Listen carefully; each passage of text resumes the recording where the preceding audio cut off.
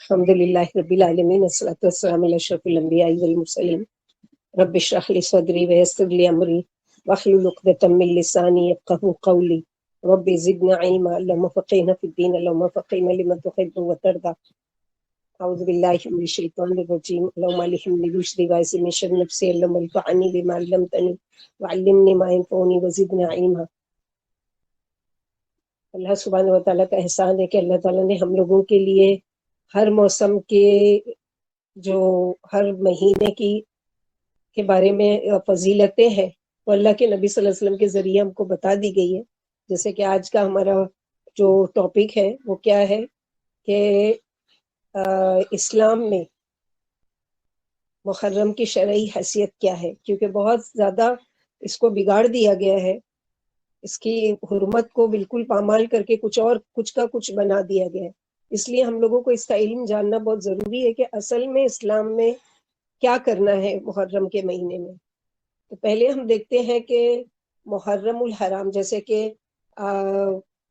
محرم کا مہینہ جو شروع ہو چکا ہے، یہ سال کو جو شروع ہوا ہے وہ 1445، یعنی آج سے 1445 سال پہلے اللہ کے نبی صلی اللہ علیہ وسلم مکے سے مدینہ ہجرت کر کے گئے تھے۔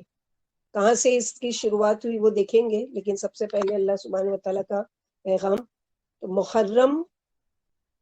محرم الحرام جو ہے اسلامی کیلنڈر کا پہلا مہینہ ہے، اور حرمت والے مہینوں میں سے دیکھا جائے تو یہ آخری مہینہ ہے۔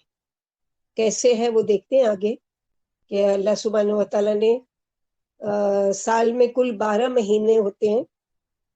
مہینوں کی یہ تعداد انسانوں کی بنائی ہوئی نہیں ہے، بلکہ اس کو خود اللہ تعالیٰ نے مقرر کیا ہے۔ جیسے کہ قرآن پاک کی سورۃ توبہ پارہ نمبر 11 آیت نمبر 36 میں اللہ تعالیٰ فرماتے ہیں، اور محرم کے لغوی معنی، یعنی محرم کو کئی ناموں سے یاد کیا جاتا ہے۔ نمبر 1 ممنوع، یعنی اس میں گناہ کے کام منع ہے، قطعی منع ہے، اور اسپیشلی اپنے جان پر ظلم کرنا۔ اور نمبر 2 مقدس مہینہ، نمبر 3 حرام کیا گیا مہینہ، نمبر 4 عظمت والا مہینہ، اور نمبر 5 لائق احترام مہینہ، اور نمبر 6 یہ ہے کہ اشہر الحرم، شہر اللہ یعنی محرم اللہ کا مہینہ قرار دیا گیا۔ اب باقی کے 11 مہینوں میں اللہ سبحانہ وتعالیٰ نہیں کہتے کہ یہ شہر اللہ ہے، لیکن محرم کے بارے میں کہتے ہیں اللہ سبحانہ وتعالیٰ کہ یہ میرا مہینہ یعنی اللہ کا مہینہ ہے۔ تو جو چیز اللہ تعالیٰ سے منسوب ہوتی ہے، اس کی جو حرمت ہوتی ہے، اس کی عظمت ہوتی ہے، اس کی تقدس جو ہوتا ہے وہ اور زیادہ بڑھ جاتا ہے۔ ایک عام چیزوں کی وہ، جیسے رمضان کا مہینہ بھی افضل ہے ہمارے لیے کہ ہم پورا مہینہ روزے رکھتے ہیں، اسی طرح ذی الحجہ، ذی القعدہ اور رجب، یہ ساری چیزیں۔ تو اللہ سبحانہ وتعالیٰ کوئی بھی چیز اگر ہم کچھ کرنے لگیں یا پڑھنے لگیں یا جاننے لگے دین کے بارے میں، تو ہم کو اس کی 2 جگہ سے دلیل ہونا چاہیے، یا تو قرآن سے دلیل ہو، اس کی قرآن کی کوئی آیت اس کو کوٹ کرتی ہو، دلیل کر دیتی ہو، اور یا تو نبی صلی اللہ علیہ وسلم کے احادیث میں اس چیز کا کوئی ذکر موجود ہو۔ اگر یہ دونوں جگہ یا صحابہ کرام کے طریقے میں، کیونکہ بعض دفعہ ایسا ہوتا ہے کہ کوئی چیز ہم کو قرآن کی آیتوں میں نہیں ملتی، نبی صلی اللہ علیہ وسلم کے احادیث میں بھی نہیں ملتی، تو اب ہم کو دیکھا جائے گا کہ صحابہ کرام کا اس چیز پر کیا اجتماع تھا، یعنی وہ کیا اس چیز کو فالو کرتے تھے یا اس چیز کا انکار کرتے تھے، یا خاموش ہے یعنی کچھ بھی نہیں ہے کہیں سے بھی دلیل۔ تو جو چیز کی احادیث میں یا صحابہ کرام کے طریقے میں دلیل نہیں ہے، کیونکہ صحابہ کرام سے دلیل کیوں لیں گے؟ کیونکہ نبی صلی اللہ علیہ وسلم نے بتا دیا کہ ما انا علیہ و اصحابی، کہ جو صحیح فرقہ ہے، جو صحیح فالو کرنے والا ہے اسلام کو، دین کو، وہ ایک ہی فرقہ ہے، اور فرقہ ناجیہ اس کو نام دیا گیا ہے، اور وہ اس طریقے پر ہوگا ما انا علیہ و اصحابی، جس پر میں اور میرے صحابہ کرام ہیں۔ تو صحابہ کرام کی زندگی میں اگر وہ طریقہ ملتا ہے، بہت ساری چیزیں ایسے کہ آپ صلی اللہ علیہ وسلم کے بعد صحابہ کرام کے اس میں آئیے، جیسے کہ یہ محرم کو پہلا مہینہ سال کا کیوں قرار دیا گیا، ہم حدیث سے دیکھیں گے انشاءاللہ۔ سب سے پہلے ہم دیکھتے ہیں کہ اللہ سبحانہ وتعالیٰ سورہ توبہ 11वां पारा आयत नंबर 36 में फरमाते हैं, इन्ना इद्दत अश्शुहूर इंदल्लाहि इस्ना अशरा शहरन फी किताबिल्लाह यौम खलक़स समावाति वल अर्द मिनहा अर्बअतुन हुरुम। बेशक गिनती महीनों की अल्लाह के नजदीक 12 महीने हैं अल्लाह की किताब में। अल्लाह की कौन सी किताब? वो जो लौहे महफूज में है, जहाँ से ये कुरान भी आया, जहाँ हमारी तकदीरें भी लिखे हुए हैं, जहाँ सारे मामला जो यानी जमीन पर जिस चीज की मखलूक की इब्तिदा से लेकर इंतहा तक की सारी बातें लिखी है, वहां किताब अल्लाह में लिखा हुआ है ये 12 महीने।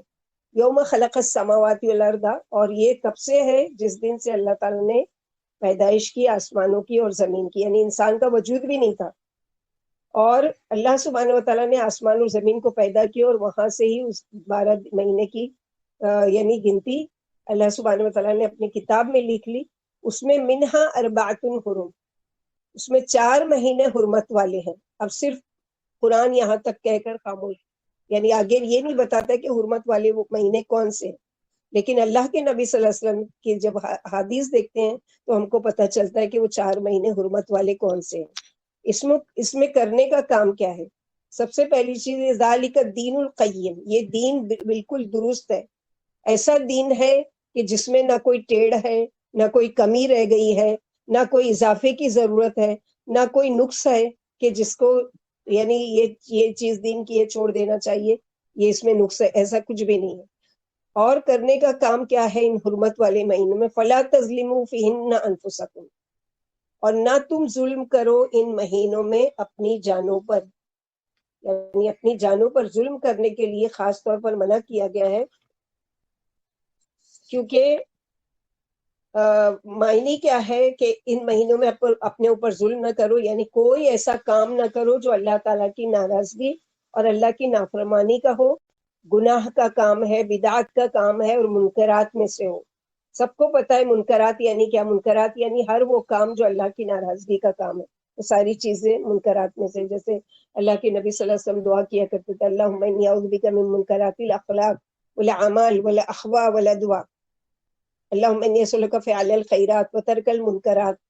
यानी इतना ज्यादा गुनाहों के और ऐसे मुनकर यानी गलत कामों को छोड़ने के लिए अल्लाह के नबी सल्लल्लाहु अलैहि वसल्लम दुआ भी किया करते थे।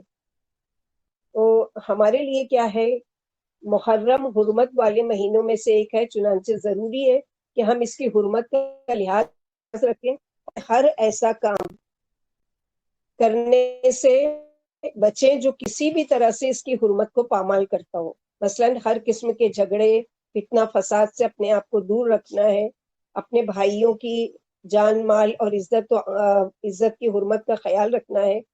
जैसे कि इब्ने अब्बास रज़ियल्लाहु अन्हु से रिवायत है कि रसूलुल्लाह सल्लल्लाहु अलैहि वसल्लम ने हज्जतुल विदा, जो आप सल्लल्लाहु अलैहि वसल्लम का पहला और आखिरी हज था, उसके मौके पर फरमाया, तुम्हारा खून, तुम्हारा माल और तुम्हारी इज्जत एक दूसरे पर इसी तरह हराम है जिस तरह तुम्हारे आज के दिन की, इस शहर की और इस महीने की हुर्मत है। यानी जैसे ये मक्का शहर तुम्हारे लिए हुर्मत वाला है, इज्जत वाला है, वैसे ही ये जो यानी ये जो साल है वो भी हुर्मत वाला है, और उनमें ये सारी चीजें जो अल्लाह सुब्हानहू व तआला ने बताई है। अब हुर्मत वाले महीने से आगाज भी हो रहा है और इख्तिताम भी हो रहा है। यानी जिलहज्जा जो है, इससे पहले वो क्या था? हुर्मत वाले महीने का, यानी हुर्मत वाले महीनों में से आखिरी महीना था। तो वहां पर एंड हो गया हमारी यानी इस्लामी कैलेंडर का, और यहाँ मुहर्रम से पहली जो शुरुआत हो रही है वो भी हुर्मत वाला महीना। तो पहला महीना मुहर्रम, उसके बाद सफर, फिर रबीउल अव्वल, रबीउल सानी, जमादिउल अव्वल, जमादिउल सानी, रजब, शाबान, रमदान, शव्वाल, जिलकादा, जिलहज्जा, ये टोटल 12 महीने हो गए। तो इन 12 महीनों में से, और इसमें इस आयत में जहां महीनों का जिक्र किया गया, वहीं 4 हुर्मत वाले महीनों का भी जिक्र है। 4 हुर्मत वाले महीने कौन से हैं? आप यानी नंबर 1 रजब, और फिर 3 एक साथ हैं, जुल्कादा, जिलहज्जा और मुहर्रम। इनमें से 3 महीने वो हैं जिनमें हज के काफिले जाते और आते हैं। जैसे हमारे अभी हाजी जिलकादा से शुरू हो गए थे जाना और हज कर लिए, अब मुहर्रम में वापस आ रहे हैं। तो हज के इस फरीदे की अदायगी की वजह से ان مہینوں کی حرمت والا قرار دیا گیا. یہ ایک طرح سے پورا عرب ملک میں جنگ بندی کا اعلان ہوا کرتا تھا تاکہ اللہ کے گھر کو جانے والے قافلے امن کے ساتھ حج کریں اور امن کے ساتھ اپنے اپنے گھروں کو لوٹیں. یعنی پہلے کے زمانے میں کیا ہوتا تھا کہ جب حج کے لیے بھی قافلے نکلتے تھے یا کوئی بھی تجارت کے لیے نکلتے تھے تو راستے میں لوٹ لیا جاتا تھا, ڈاکہ زنی ہوتی تھی اور ان لوگوں کی جان کو بھی خطرہ ہوتا تھا. تو اللہ سبحانہ و تعالیٰ نے یہ 4 مہینے جو حرمت والے کے, اس میں قطعی کوئی خون ریزی نہیں ہوگی, کوئی کسی کی جان پر ظلم نہیں کرے گا, کوئی کچھ بھی نہیں کرے گا. تو زمانے جاہلیت میں جبکہ قرآن ابھی نازل بھی نہیں ہوا ہے لیکن وہ لوگ اس چیز کا پاس رکھتے تھے, اس چیز کا لحاظ رکھتے تھے کہ یہ 3 مہینے بالکل بھی نہیں ڈاکہ زنی نہیں کرنا ہے, کسی کو لوٹ مار نہیں کرنا ہے, کسی کا خون نہیں کرنا ہے, کسی پر ظلم نہیں کرنا ہے. اور ایک رجب کا مہینہ, رجب کے مہینے میں عرب لوگ عام طور پر عمرے کے لیے نکلتے تھے. جیسے ہمارے وہاں رمضان میں عمرے کے لیے جانے کو پسندیدہ سمجھا جاتا ہے, ویسے ہی عرب کے وہاں رجب کے مہینے میں عمرے کے لیے نکلتے تھے. جب اسلام آیا, نبی صلی اللہ علیہ وسلم دنیا میں تشریف لائے تو آپ صلی اللہ علیہ وسلم نے ان مہینوں کی حرمت برقرار رکھی اور ان میں جنگ کرنا حرام قرار دیا. پھر ساتھ ہی سورہ توبہ میں فلا تظلموا انفسکم, ان مہینوں میں اپنی جانوں پر, اپنے آپ پر ظلم نہ کرنا ہے. اور ظلم کرنا کیا ہے ان مہینوں میں کہ جیسے کہ ان حرمت والے 4 مہینوں میں نیکیوں کی فضیلت اور اس کا ثواب اللہ سبحانہ و تعالیٰ کے یہاں عام مہینوں سے زیادہ بڑھ جاتا ہے, ویسے ہی ان مہینوں میں گناہ پر بھی اللہ کے یہاں سخت پکڑ کی وعید ہے. کیونکہ ایک انسان جو گناہ کو گناہ نہیں سمجھتا, اس نے دراصل احترام والے مہینے کو, محترم مہینے کو احترام نہیں دیا, رسپیکٹ نہیں دیا, اور اس طرح گناہ پر گناہ کر رہا ہے کہ اس کو سینس ہی نہیں ہے کہ یہ ایسا مہینہ ہے, اللہ کا مہینہ, شہر اللہ جس کو کہا گیا.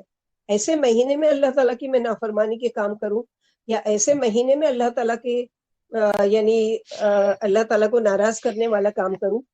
تو ان 4 مہینوں میں سے ایک محرم کا مہینہ ہے اور یہ اسلامی کیلنڈر کا پہلا مہینہ ہے. اسلامی کیلنڈر کی ابتدا عمر رضی اللہ عنہ کے دور میں ہوئی. اس کی بنیاد واقع ہجرت پر ہے, جب نبی صلی اللہ علیہ وسلم مکے سے مدینہ تشریف لائے. یعنی آپ صلی اللہ علیہ وسلم ذو الحجہ کی آخر میں نکلے مکے سے, اور جب وہاں پر پہنچے مدینہ تو محرم کا چاند نکل چکا تھا, محرم شروع ہو چکا تھا. تو جب کس طرح سے یہ وجود میں آیا یہ اسلامی کیلنڈر, اس کو دیکھتے ہیں.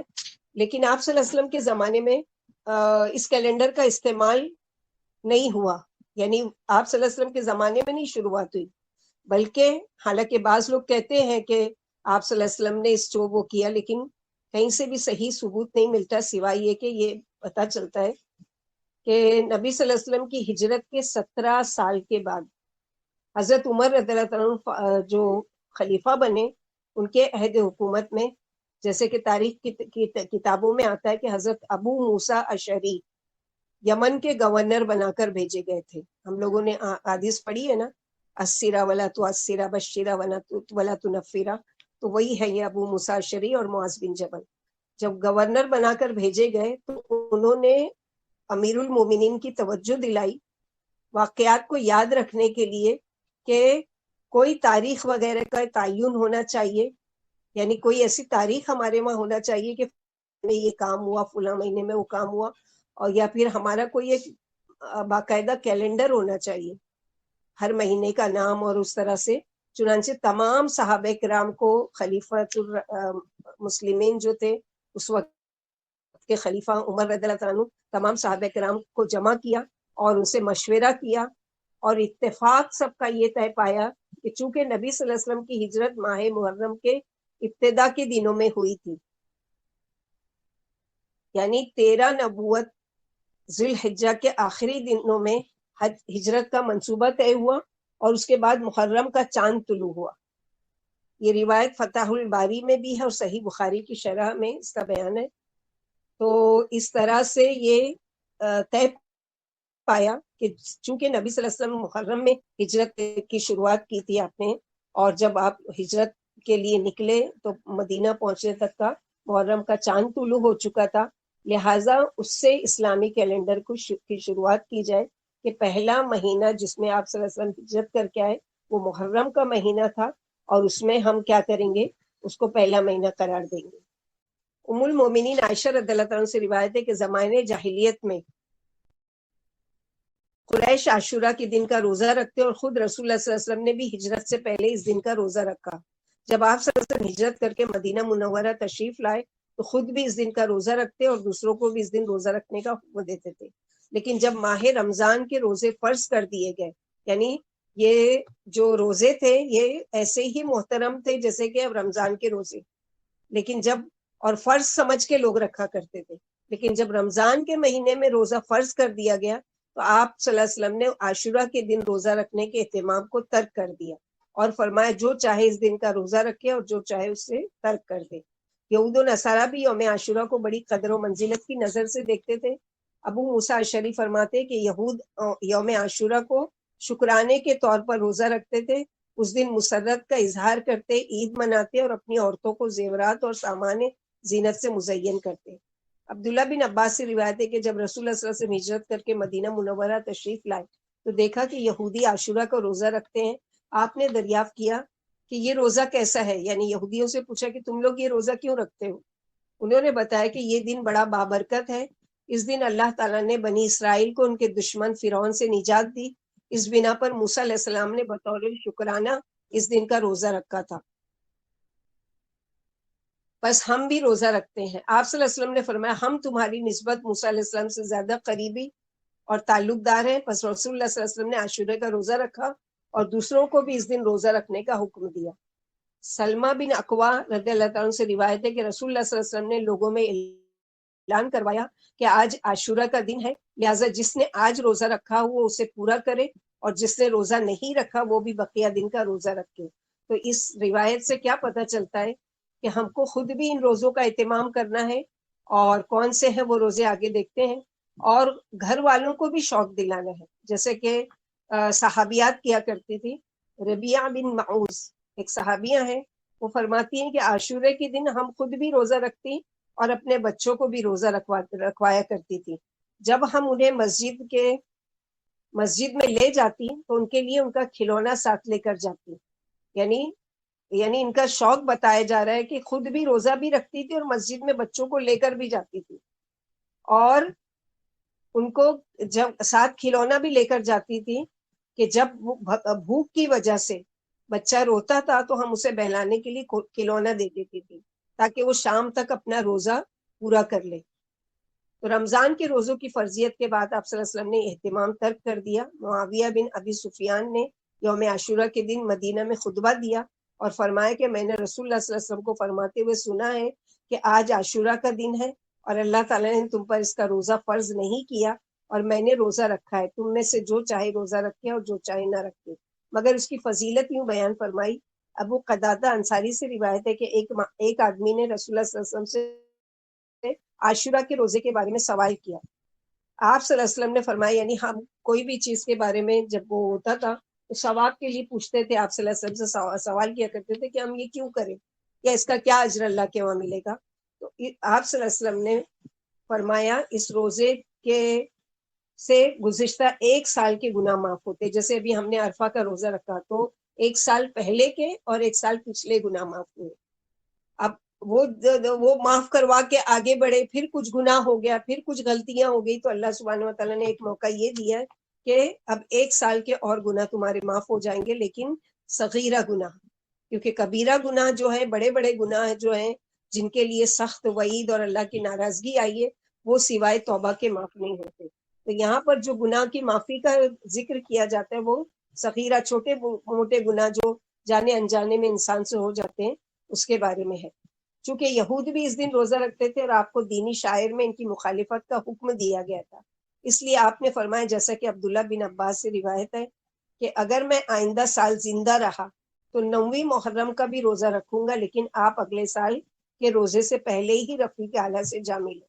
یعنی 10 سال آپ تھے اور آپ عاشورہ کا رکھ رہے ہیں، لیکن آخر میں جو بتایا گیا، یعنی آپ کی عمر کے آخری جو محرم آیا اس سے پہلے ہی آپ صلی اللہ علیہ وسلم کی وفات ہو چکی تھی، اور اس میں یہ بتایا کہ آپ صلی اللہ علیہ وسلم نے یہ ارادہ کیا کہ اگلے سال اگر میں موجود رہا تو میں کیا کروں گا، 10 کے ساتھ 9 محرم کا بھی روزہ رکھوں گا. تو آپ صلی اللہ علیہ وسلم نے جو یہ اپنی خواہش ظاہر کی تھی اس کے مطابق بعد میں صحابہ کرام نے اس کو برقرار رکھا. اور آج ہمارے لیے بھی جیسے انشاءاللہ باذن اللہ اگلے جمعہ کو 9 تاریخ ہوگی محرم کی اور 10 تاریخ ہے یوم عاشورہ کی، 10 سیٹرڈے کے دن. تو یہ 2 دن کے روزے ہوں گے. آپ نے اپنی امت کو تلقین فرمائی کہ عاشورہ کے روزے کے ساتھ ایک دن پہلے یا ایک دن بعد کا بھی روزہ رکھو. یعنی کسی وجہ سے اگر چھوٹ گیا ہے کہ وہ 9 تاریخ کا نہیں رکھ سکا تو پھر وہ کیا کرے کہ 10 کا تو ضرور رکھے، سیٹرڈے سنڈے رکھ لے، اگلے سیٹرڈے سنڈے انشاءاللہ، تو وہ 10 اور 11 ہو جائے گا. جیسا کہ عبداللہ بن عباس رضی اللہ عنہ سے روایت ہے کہ رسول اللہ صلی اللہ علیہ وسلم نے فرمایا عاشورہ کے دن کا روزہ رکھو لیکن یہود کی مخالفت بھی کرو، لہٰذا ایک دن پہلے یا ایک دن بعد کا روزہ رکھو. یعنی یہودی کیا کرتے تھے، عاشورہ کے دن کا ہی روزہ رکھتے تھے کہ موسیٰ علیہ السلام نے اس دن شکرانے کا روزہ رکھا تھا.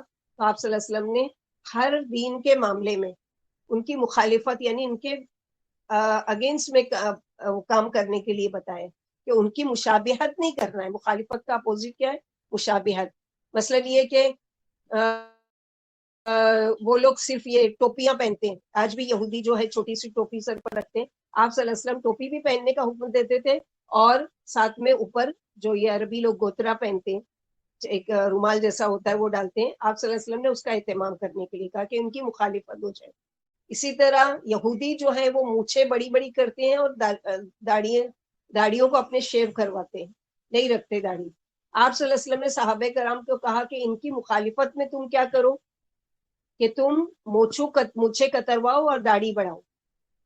وہ اپنے کپڑوں کو ٹخنے کے نیچے لمبا کر کے پہننا پسند کرتے، تم اپنے کپڑوں کو ٹخنوں سے اوپر رکھو. تو یہ ساری چیزوں میں اسلامی نقطہ نظر سے عاشورہ کے دن کی یہی حقیقت ہے کہ اس دن اظہار تشکر کے لیے روزہ رکھا جائے. اور محرم کے مہینے کی یہ اہمیت ہے کہ پہلی محرم کا چاند ہمیں ہجرت نبوی کی یاد دلاتا ہے. یعنی آسان نہیں تھی نا یہ ہجرت، تو اپنا ملک چھوڑنا، اپنا گھر بار چھوڑنا اور اپنے عزیز رشتہ داروں کو چھوڑ کر وہاں سے نکلنا، یہ بہت بڑی قربانی کی بات تھی اللہ کے نبی صلی اللہ علیہ وسلم کے لیے. کیونکہ تاریخ اسلام کی سارے آنے والی فتح مندیاں اسی ہجرت نبوی میں پوشیدہ ہے. اللہ تعالیٰ نے اس ہجرت نبوی میں اپنی مدد اور اپنے کلمے کی بلندی کی یاد اس وقت دلائی جب ظاہری فتح مندیوں کے آثار شروع ہو چکے تھے. جیسے اللہ سبحانہ و تعالیٰ نے سورۃ توبہ آیت نمبر 40 میں فرمایا ہے اگر تم نبی کی مدد نہ کرو تو اللہ ہی نے ان کی مدد کی اس وقت جب انہیں کافروں نے نکال دیا تھا مکے سے. دو میں سے دوسرا جب کہ وہ غار میں سے تھے، یعنی ابو بکر صدیق اور آپ صلی اللہ علیہ وسلم جب یہ اپنی ساتھی سے کہہ رہے تھے کہ غم نہ کر، اللہ ہمارے ساتھ ہے. بس اللہ تعالیٰ نے اپنی طرف سے ان پر تسکین نازل فرما کر ان لشکروں سے ان کی مدد کی جنہیں تم نے دیکھا بھی نہیں تھا. یعنی فرشتے آ گئے اللہ تعالیٰ کی، اللہ کے رسول صلی اللہ علیہ وسلم کی مدد کے لیے. اس نے کافروں کی بات پست کر دی اور بلند و عزیز تو اللہ ہی کا کلمہ ہے، اللہ غالب اور حکمت والے ہیں. محرم الحرام کے مقدس مہینے میں رسول اللہ صلی اللہ علیہ وسلم نے اللہ تعالیٰ کی رضا کی خاطر اپنے محبوب شہر مکہ سے مدینے کی طرف ہجرت کی تھی. یہ تاریخ اسلامی کا کوئی معمولی واقعہ نہیں ہے بلکہ اللہ تعالیٰ کی اطاعت کی ایک بہترین مثال ہے. سیدنا عمر رضی اللہ عنہ کی خلافت میں بہت سے ملک فتح ہوئے اور حکومت کے دفاتر کے قیام سے حساب و کتاب کے معاملات بہت وسیع ہوئے.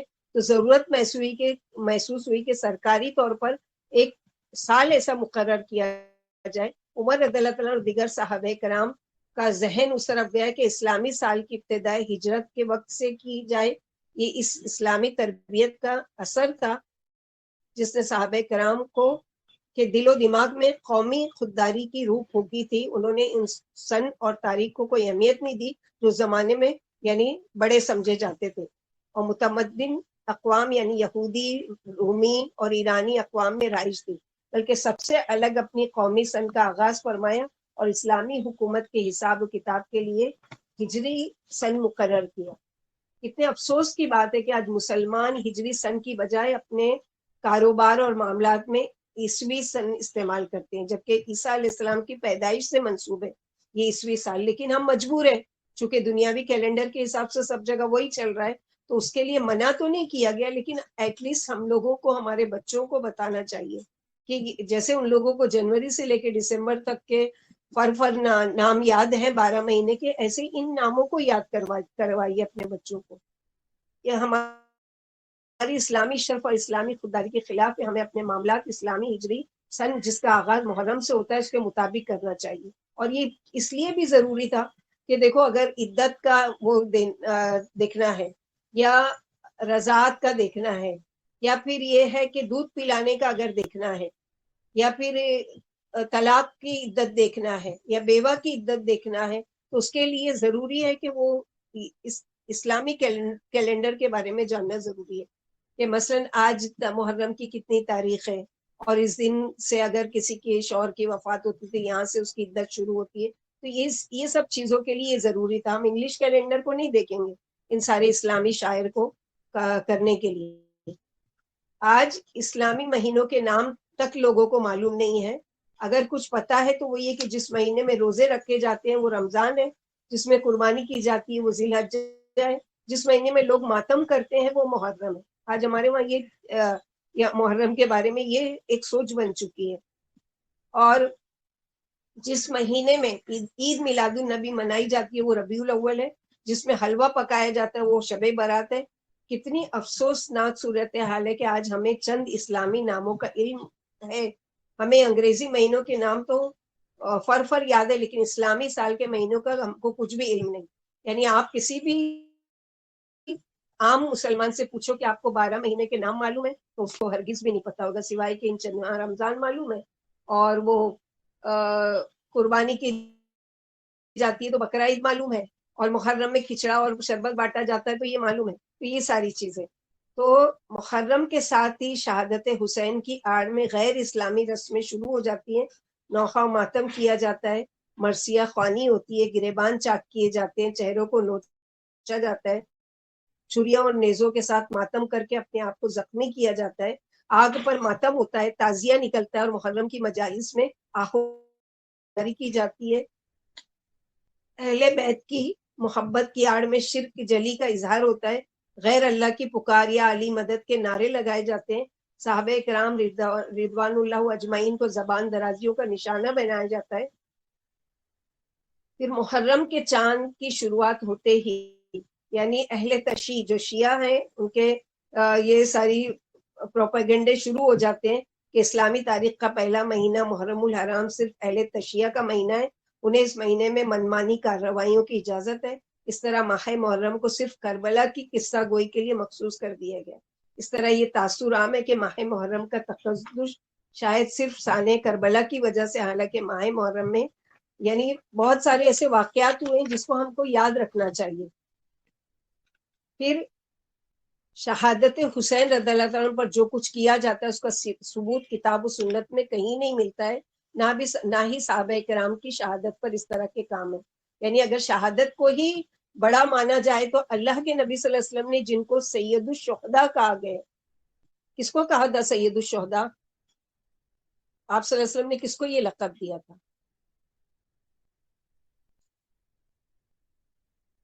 کسی کو بھی نہیں پتا. سبحان اللہ. حمزہ رضی اللہ عنہ، حمزہ بن عبد المطلب. رسول اللہ صلی اللہ علیہ وسلم کی زندگی میں احد کی جنگ میں ان کے چچا اور حسین رضی اللہ عنہ کے والد علی رضی اللہ عنہ کے چچا سید الشہداء یعنی حسین حسن رضی اللہ عنہ کے دادا حمزہ بن عبد المطلب اور علی رضی اللہ عنہ کے چچا سید الشہداء یعنی ابو طالب جو تھے وہ تو سگے دادا تھے، لیکن یہ بھی کیا ہے آپ صلی اللہ علیہ وسلم کے چچا تھے، تو اس لیے حسن اور حسین کے دادا رشتے میں لگے. تو سید الشہداء حمزہ بن عبد المطلب شہید کیے گئے. ان کی شہادت پر اللہ کے نبی صلی اللہ علیہ وسلم صحابہ کرام رضی اللہ عنہ نے جس طرز عمل کا مظاہرہ کیا وہی ہمارے لیے بہترین نمونہ ہے، کیونکہ اللہ سبحانہ وتعالیٰ نے سورہ احزاب آیت نمبر 21 میں فرمایا لقد کان لکم فی رسول اللہ اسوۃ حسنہ، یقیناً تمہارے لیے رسول اللہ صلی اللہ علیہ وسلم بہترین نمونہ ہے. تو اتنے بڑے یعنی اتنا افسوس ہوا آپ صلی اللہ علیہ وسلم کو ان کی شہادت پر، اپنے چچا کی حمزہ بن عبد المطلب پر، کہ بہت زیادہ آپ غمگین ہو گئے، بہت زیادہ رنجیدہ ہو گئے. لیکن کیا کہیں دکھتا ہے کہ آپ صلی اللہ علیہ وسلم نے ہر سال پھر اس کو شہادت کے دن کو منایا اور غم کا مہینہ قرار دیا اور اس پر صحابہ کرام نے کوئی چیز کی وہ کی؟ پھر اسی طرح اسامہ بن زید روایت کرتے کہ نبی کریم صلی اللہ علیہ وسلم کی گود میں آپ کا نواسا تھا. یعنی یہ ساری مثالیں کیوں بتائی جا رہی ہے کہ غم کے گھڑیاں اور غم کے واقعات ہوئے ہیں آپ صلی اللہ علیہ وسلم کی زندگی میں، لیکن آپ صلی اللہ علیہ وسلم کا طریقہ کہیں ملتا ہے کہ غم کی وجہ سے آپ نے اس سال کو یا اس مہینے کو غم کا مہینہ منایا ہو؟ اسامہ بن زید رضی اللہ تعالیٰ عنہ روایت کرتے ہیں کہ نبی کریم صلی اللہ علیہ وسلم کی گود میں آپ کا نواسا تھا جبکہ اس کی جال نکلنے والی تھی، یعنی دوسری بیٹی کے، یہ حسن حسین کے علاوہ دوسری ایک بعض روایت میں آتا ہے کہ وہ یہ تھی نواسی تھی، بعض روایت میں کہ نواسا کی جان نکلتے وقت بے چین اور مضطرب تھے. اس کی یہ حالت ہے کہ رسول اللہ صلی اللہ علیہ وسلم کی آنکھوں سے آنسو جاری ہو گئے، لیکن آپ صلی اللہ علیہ وسلم نے زبان سے کوئی ایسا کلمہ نہیں نکالا جو اللہ کو ناراض کرنے. اسی طرح آپ صلی اللہ علیہ وسلم کے بیٹے انس بن مالک رضی اللہ تعالیٰ روایت کرتے کہ رسول اللہ صلی اللہ علیہ وسلم نے اپنے بیٹے ابراہیم کے پاس آئے اور وہ جان کنی کے عالم میں تھے، یعنی دودھ پیتے بچے تھے ابھی ابراہیم، اور رضا کا عالم آ گیا، یعنی موت کا وقت آ گیا. آپ گود میں لے کر بیٹھے ہیں اور آپ کی آنکھوں سے آنسو جاری ہیں، اور فرمایا بے شک آنکھیں آنسو بہاتی ہیں اور دل غمگین ہے، لیکن ہم زبان سے وہی بات کہیں گے جو ہمارے رب کو راضی کر دے. اے ابراہیم ہم تیری جدائی پر یقیناً غمگین ہیں. عبداللہ بن مسعود رضی اللہ عنہ روایت کرتے کہ رسول اللہ صلی اللہ علیہ وسلم نے فرمایا وہ شخص ہم میں سے نہیں جس نے رخساروں کو پیٹا، گریبان چاک کیا اور جاہلیت کے بول بول کر بین کیا. پھر ابو موسیٰ اشعری فرماتے کہ بے شک رسول اللہ صلی اللہ علیہ وسلم نوحہ کرنے والی، سر منڈوانے والی اور گریبان چاک کرنے والی عورت سے بیزار ہے، یعنی ان پر لعنت بھیجی ہے. ام المومنین ام حبیبہ رضی اللہ عنہا اپنے والد ابو سفیان کی وفات کے 3 دن بعد سوگ ختم کرتے ہوئے فرماتی کہ میں نے رسول اللہ صلی اللہ علیہ وسلم کو منبر پر یہ کہتے ہوئے سنا ہے کہ کسی عورت کو جو اللہ اور آخرت پر ایمان رکھتی ہو، یہ جائز نہیں کہ وہ کسی میت پر 3 دن سے زیادہ سوگ کرے سوائے خاوند کے جس کا سوگ 4 ماہ 10 دن کا ہے. تو بتائیے اتنا مدت دراز سے عشرہ محرم جو ماتم کے لیے مخصوص ہو چکا ہے، کیا اسے کسی طرح بھی دین یعنی قرار دیا جا سکتا ہے؟ یقیناً نہیں. پھر آغاز محرم کے ساتھ ہی حسین رضی اللہ عنہ کے نام کی پانی کی سبیلیں لگ جاتی ہیں، مٹی کے کچھ گھڑے بنائے جاتے ہیں، چاول، حلوہ، کھیر، سیویاں اور ختم شریف دلا کر تقسیم کی جاتی ہے. لوگوں کو روک روک کر نیاز حسین کے نام پر روپے لیے جاتے ہیں. کیا غیر اللہ کے نام کی نظر نیاز حرام نہیں ہے؟ کیونکہ اللہ سبحانہ و تعالیٰ نے تو قرآن میں 4 جگہ فرما دی ہے، سورہ مائدہ آیت نمبر 3 میں، سورہ بقرہ میں اور سورہ انعام میں، اس کے علاوہ سورہ نحل میں، کہ حرمت علیکم المیتۃ والدم ولحم الخنزیر وما احل به لغیر اللہ، کہ تم پر ہر وہ چیز جس پر اللہ کے علاوہ کسی اور کا نام لیا جائے وہ تم پر حرام ہے. پھر نیاز حسین میں پانی کی سبیل لگانے والوں اور چاول کی دیگ پکانے والوں اور کھچڑے کی اس طرح سے حسین رضی اللہ عنہ کو راضی ہو جائیں گے. اگر وہ راضی ہو گئے تو اگر میں یعنی منت بھی مانتے ہیں کہ چونکہ کوئی بے اولاد ہے، اگر وہ ان دنوں میں شربت بانٹے گا حسین کے نام پر یا کھچڑا بانٹے گا تو اس کے یعنی میں بیمار ہوں تو شفا ہو جائے گی، میں بے اولاد ہوں تو مجھے اولاد مل جائے گی. تو یہ سارا عقیدہ اللہ تعالیٰ نے اپنے نبی صلی اللہ علیہ وسلم سے اعلان کروا دیا کہ سورہ یونس آیت نمبر 49 میں قُل لَا أَمْلِكُ لِنَفْسِي ضَرًّا وَلَا نَفْعًا إِلَّا مَا شَاءَ اللَّهُ، کہہ دیجئے میں تو اپنے لیے نفع نقصان کا کچھ بھی اختیار نہیں رکھتا مگر جتنا اللہ تعالیٰ چاہے. اور سورہ جن آیت نمبر 21 میں اللہ تعالیٰ فرماتے ہیں قُلْ إِنِّي لَا أَمْلِكُ لَكُمْ ضَرًّا وَلَا رَشَدًا، کہہ دو کہ میں تمہارے لیے کسی نفع نقصان کا اختیار نہیں رکھتا. پھر حسین رضی اللہ عنہ کیسے مشکل کشا ہو سکتے ہیں، کیسے ان کے نام کی منتیں ماننے کے بعد وہ مرادی پوری ہو سکتی ہیں. سیدنا حسین کے سوگ میں ماہ محرم میں شادی نہیں کی جاتی ہے کہ یہ غم کا مہینہ ہے، حالانکہ یہ غلط رسم ہے جو مسلمانوں سے یہاں سے نکل چکی ہے. رسول اللہ صلی اللہ علیہ وسلم ربیع الاول میں فوت ہوئے تو سیدنا حسن اور بہت سے اصحاب رسول شہید ہوئے. پھر جن مہینوں میں یہ شہید ہوئے ان میں شادیاں بھی یعنی کی جاتی تھی. 10 محرم یعنی عاشورہ کے دن قبروں پر جا کر اگر بتیاں جلائی جاتی ہیں اور قبروں کی مرمت کی جاتی ہے، خاص طور پر عورتوں میں اس بات کا بہت زیادہ رجحان ہے. 10 محرم کو قبرستان میں عورتوں اور مردوں کا میلہ لگتا ہے. خواتین بڑے اہتمام کے ساتھ بن سنور کر قبروں پر مٹی ڈالنے اور اس کی یعنی اس کے لیے جاتی ہیں. اور اس دن ہمارے وہاں ایک اور چیز کی بہت غلط فہمی ہے کہ اگر اس کے شروع میں یعنی یہ مہینہ جو سال کا شروع ہوا ہے محرم کا، اس مہینے میں اگر اپنے اہل و عیال پر فراخ دلی سے خرچ کریں گے تو ساری سال برکت رہے گی. اس مہینے میں اگر نیا کپڑا بنائیں گے تو سارا سال وہ برکت والا رہے گا. یہ ساری چیزیں کہیں بھی صحیح حدیث سے ثابت نہیں ہے. پھر اسی طرح بہت ساری ایسی چیزیں کی جاتی ہے جس کا سب لوگوں کو پتا ہے. اور جیسے کہ اللہ سبحانہ و تعالیٰ نے یعنی یہ ساری چیزیں بتا دی اللہ کے نبی صلی اللہ علیہ وسلم نے اپنی زندگی میں. اب ہم دیکھتے ہیں کہ کچھ ایسے اہم واقعات جو ہوئے ہیں جس کی طرف نہیں ہم لوگوں کو توجہ دلائی جاتی ہے. وہ کیا ہے اور جو کرنے کے کام ہے، کیونکہ ہم کو نہیں بتایا جاتا. اگر روزہ رکھا بھی جاتا ہے 9 اور 10 محرم کا تو امام حسین کے نام پر، تو ایسے روزے کا کوئی ثواب بھی نہیں ملے گا اور بھوکا پیاسا رہنے کی، کیونکہ وہ اللہ کے لیے نہیں کیا گیا نا. روزہ کیا ہے؟ ایک مستقل عبادت ہے. اور وہ عبادت کس کے لیے ہونا چاہیے؟ خالص اللہ تعالیٰ کے لیے. اللہ کے نبی صلی اللہ علیہ وسلم نے کوئی ایسا روزہ یا کوئی ایسی نماز نہیں بتائی ہے کہ جو بتا دی کہ میرے لیے یہ کر دو، اس دن کا روزہ میرے لیے رکھ لو، یا اس دن کی نماز میرے لیے پڑھ لو، یا اس دن کا روزہ اس دن کا صدقہ میرے لیے کر لو. نہیں، اللہ کے لیے ہمیشہ آپ صلی اللہ علیہ وسلم نے ترغیب دلائی ہے کوئی بھی خیر کا کام کرو خالص اللہ سبحانہ و تعالیٰ کی رضا کے لیے. ہاں، طریقہ میرا ہونا چاہیے یعنی محمد صلی اللہ علیہ وسلم کا. تو وقت اللہ کی وہ بیش بہا نعمت ہے جو اپنے مخصوص انداز اور مقررہ رفتار کے ساتھ گزرتی چلی جا رہی ہے. یعنی کتنے سال محرم کے ہماری زندگی میں آئے اور چلے گئے. ہر آنے والا سال گزشتہ سال کو کیا کر دیتا ہے؟ یعنی ابھی 1 مہینہ پہلے جو ہم نے قربانی کی، اب وہ ہماری زندگی میں کیا ہو گیا؟ پاسٹ بن گیا، ماضی بن گیا. وہ مہینہ جو ذی الحجہ کا مہینہ تھا قربانی کا، تو سال اللہ کے حکم کے مطابق آتے اور گزرتے رہیں گے، مگر اس وقت کو انسان نے کس طرح اور کن حالات میں گزارا وہ باقی رہ جائے گا. یعنی یہ چیز ہمارے لیے باقی ہے. سال تو گزر گیا، مہینہ بھی گزر گیا، دن بھی گزر گیا. جیسے آج کا دن ہے، آج سیٹرڈے ہے سمجھو، اگر آج 22 جولائی ہے اگر ہم اس کے دیکھیں گے، اور اسلامی کیلنڈر کی شروعات تو سمجھو 20 تاریخ کو پہلی تاریخ تھی، تو آج 3 تاریخ ہے محرم کی. اب یہ جو کل 4 تاریخ آئے گی نا، تو یہ کیا کر دے گا؟ محرم کی 3 تاریخ کو پاسٹ بنا دے گا. وہ دن گزر جائے گا، لیکن اس دن میں دن بھر ہم نے کون سے خیر کے کام کیے اور کون سے گناہ کے کام کیے وہ باقی رہ جائے گا. چنانچہ آنے والا محرم ہمیں پیغام دے رہا ہے کہ اپنی زندگی کو مفید با مقصد صحیح کاموں میں استعمال کیا جائے اور اچھے اعمال کے ذریعے ان گھڑیوں کو اپنے حق میں حجت بنایا جائے، تاکہ کل آنے والے وقت میں کامیابی نصیب ہو اور انسان مایوسی اور محرومی سے بچے. اور کل آنے والا دن کون سا ہے؟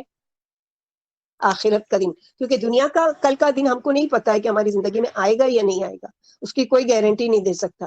لیکن کل جو آخرت کا ہے وہ تو ہر ایک کی زندگی میں آنا ہے. کافر ہے، مشرک ہے، یہودی ہے، نصارہ ہے، ایمان والا ہے اور اللہ کی نافرمانی کر، ہر ایک کی زندگی میں وہ دن آنے والا ہے. تو اس دن کے لیے کیا تیاری کی ہے؟ اللہ سبحانہ و تعالیٰ نے سورہ حشر میں فرمایا، یا ایھا الذین آمنوا اتقوا اللہ ولتنظر نفس ما قدمت لغد. اے لوگوں جو ایمان لائے ہو، اللہ سے ڈرو، اللہ کا تقوی اختیار کرو، اور ہر شخص کو، ہر نفس کو یہ دیکھنا ہے کہ کل کے دن کے لیے اس نے کیا تیاری کی ہے. کل کا دن مثلا نہیں ہے کہ کل میں کیا پکاؤں گی، کل میں کہاں جاؤں گی، کل میں کہاں سے پیسہ آنے والا ہے، کل یہ میرا یہ پلاننگ ہے اور یہ کام ہے. تو وہ کل نہیں ہے، بلکہ آخرت کے لیے قرآن میں فرمایا گیا وَلْتَنْظُرْ نَفْسٌ مَا قَدَّمَتْ لِغَدٍ، کہ تمہارے قدموں نے، تمہارے اعمال نے کل کے لیے یعنی اس دن کے لیے کیا تیاری کی. جنید بغدادی نے فرمایا، تم ہر لمحہ یہ دیکھتے رہو کہ اللہ سے تم کتنے قریب ہوئے. یعنی ہر روز اپنا محاسبہ کرو کہ تم نے کوئی ایسا کام کیا ہے آج جس سے تم اللہ کے قریب ہوئے، اور شیطان سے کتنے دور ہوئے. تم جنت سے کتنے قریب ہوئے اور دوزخ سے کتنے دور ہوئے، یہ اپنا محاسبہ تم خود کرو. کون کہہ رہے ہیں؟ جنید بغدادی. سال نو کا آغاز ایک نئے عزم اور جذبے سے کیا جائے اور اس کے لیے ذہنی اور عملی طور پر تیاری کی جائے. مثلاً اللہ تعالیٰ کے ساتھ اپنے تعلق کو مضبوط کرنا ہے. پچھلے سال میں ہم نے نمازوں میں کوتاہی کی، روزوں میں کوتاہی کی، صدقوں میں کوتاہی کی، کوئی خیر کے کام میں کوتاہی کی، تو ان سارے کاموں سے توبہ کر کے اب کیا کرنا ہے کہ اللہ تعالیٰ کے ساتھ اپنے تعلق کو مضبوط کرنا ہے. پھر عبادات کو شوق اور رغبت سے ادا کرنے کی کوشش کرنا ہے. نماز کو، روزے کو ایک بوجھ سمجھ کر نہیں کرنا ہے. اتنے سارے تو ہیں، وہ تو نہیں روزہ رکھ رہے ہیں، میں کیوں رکھوں؟ تو میں روزہ رکھ رہی ہوں اپنے لیے. آپ روزہ رکھیں گے اپنے لیے. آپ صلی اللہ علیہ وسلم نے روزہ رکھا تھا اپنے لیے. صحابہ کرام نے روزہ رکھا یا نماز پڑھی یا کوئی بھی خیر کا کام کیا اپنے لیے. تو ہم کو اللہ تعالیٰ کی عبادات کوئی بھی ہو، چاہے معمولی سا کام ہو، وہ بھی کیا ہے؟ شوق اور رغبت سے ادا کرنے کی کوشش کرنا چاہیے. پھر والدین کی خدمت اور رشتہ داروں کے حقوق کی ادائیگی میں بہتری لانا ہے. یعنی اس سے پہلے ہم نافرمانی کر چکے ماں باپ کی اور ان کا دل دکھایا، تکلیف پہنچائی، جو بھی ہے اب ان کے حق میں فوت ہو چکے ہیں تو دعا کریں، دنیا میں ہے تو ان کی یعنی خدمت کر کے اور ان کا دل جیتے ہیں اور ان کے حق میں دعا کریں. اور اسی طرح رشتہ داروں سے اگر ناراضگیاں ہیں تو وہ زبانی معافی تلافی نہیں، کہ جو بھی ہمارے وہاں کیا ہے کانسیپٹ بنا دیا گیا ہے، جو بھی کہا سنا ہے معاف کر دینا. اوپر ہی زبانی وہ ہے لیکن دل سے معاف نہیں کرتے یا اس چیز کو بھول نہیں جاتے، بلکہ دل سے وہ کرنا ہے. اور اس کے بعد معافی مانگنے کے بعد اور آپ کی ملاقات کے بعد پھر تعلق ختم ہو گیا، پھر آپ جوڑنے کی کوشش کریں. پھر اسی طرح کیا ہے کہ اہل خانہ اور بچوں کی تربیت کی طرف توجہ دینا ہے. بچوں کو دنیاوی تعلیم کے ساتھ ساتھ اسلامی تعلیم، دین کی تعلیم بھی دینا بہت ضروری ہے. صرف قرآن بچپن میں پڑھا کر ختم کرا دینا ضروری نہیں ہے، بلکہ 7 سال کی بچی اور بچہ ہو گیا تو اس کو نماز کی تلقین شروع کر دیں، اور 10 سال کا ہو گیا تو نہیں پڑھتی اور نہیں پڑھتا ہے تو اس کو مار کر پڑھایا جائے گا. یہ اپنے اہل خانہ کی طرف توجہ دینا ہے. پھر نفع مند علم حاصل کرنے اور ذاتی اصلاح کی منصوبہ بندی کرنا، یعنی کوئی ایسا علم، جیسے ہم دعا کرتے ہیں نا اللہم انی اسألک علما نافعا. اب علما نافعا کیا ہے؟ ہر وہ علم، چاہے وہ دنیاوی ہو چاہے وہ اخروی ہو، وہ سارا علم نافع کب ہوگا؟ جب وہ اللہ تعالیٰ کی رضا و خوشنودی کے لیے حاصل کیا جائے.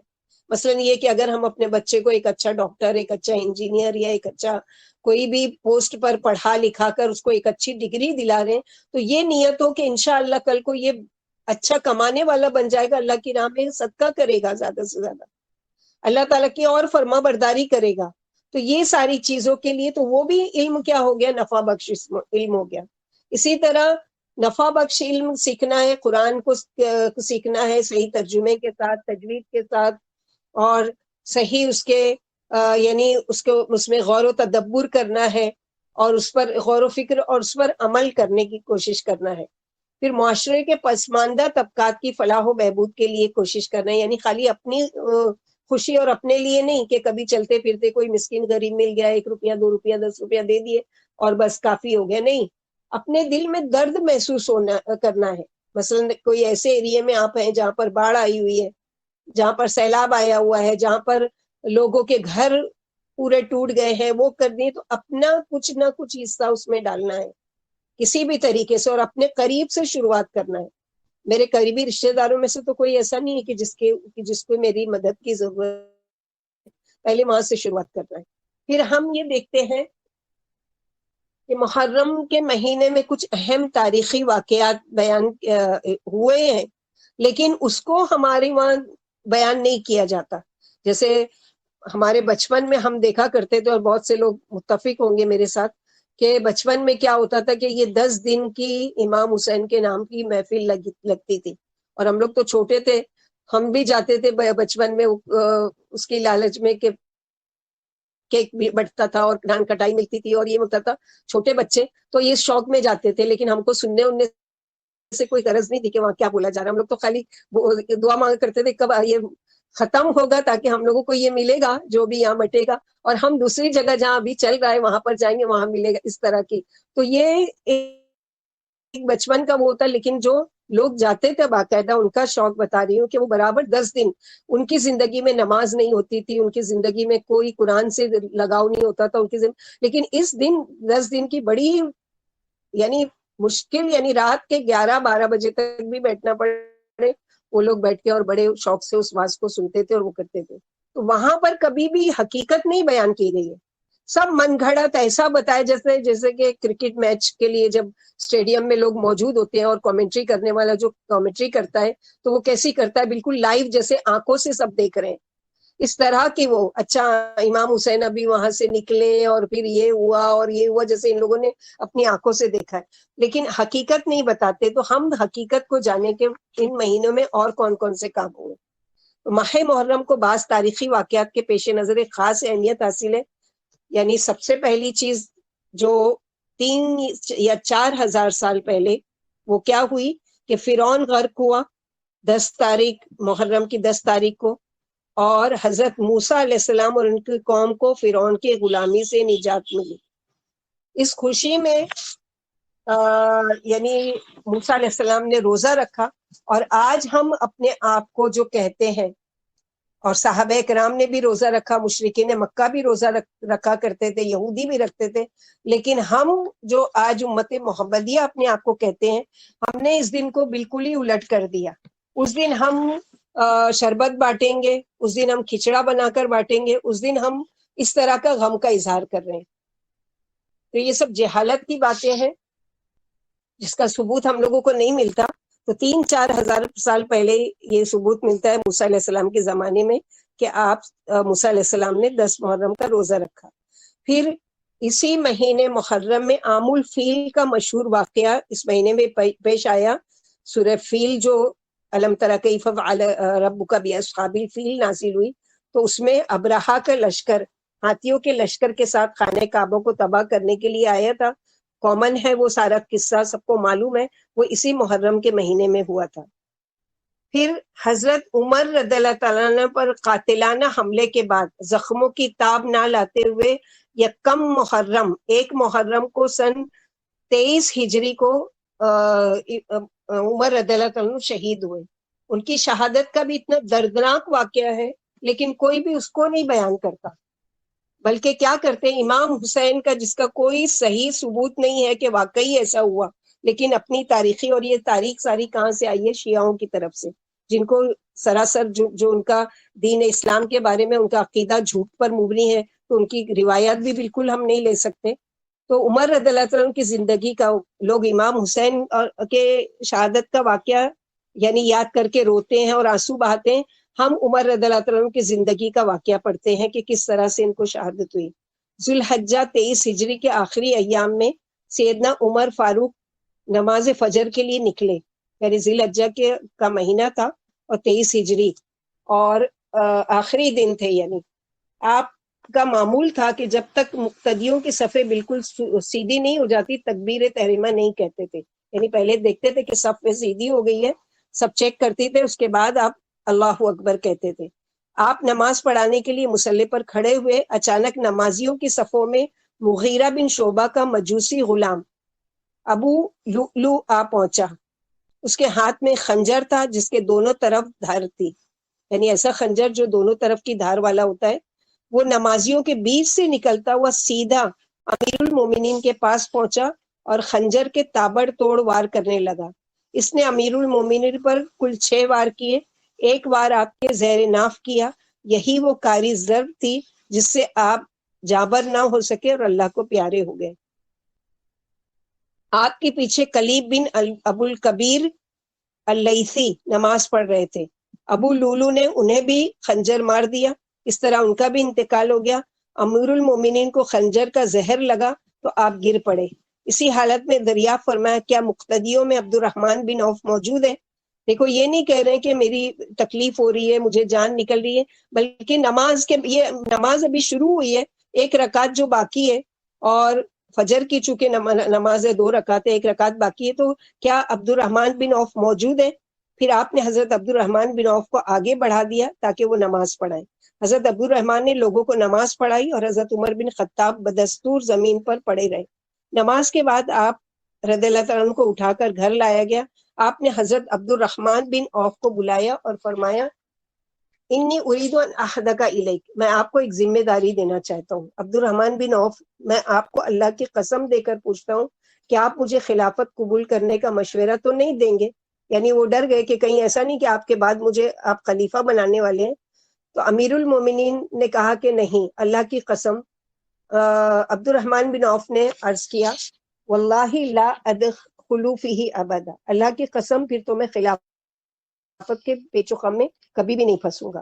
عمر رضی اللہ عنہ نے فرمایا بس اب اس سلسلے میں خاموش رہو، کسی سے کوئی بات نہ کرو یہاں تک کہ میں ان لوگوں کو خلافت کی پیشکش کروں جن سے نبی کریم صلی اللہ علیہ وسلم آخر دم تک راضی تھے۔ میرے پاس علی، عثمان اور سعد بن ابی وقاص کو بلا لاؤ اور طلحہ کا بھی انتظار کر لو، اگر وہ بھی آ جاتے ہیں تو ٹھیک ہے، ورنہ تم لوگ انہی میں سے کسی کو اپنا خلیفہ منتخب کر لو۔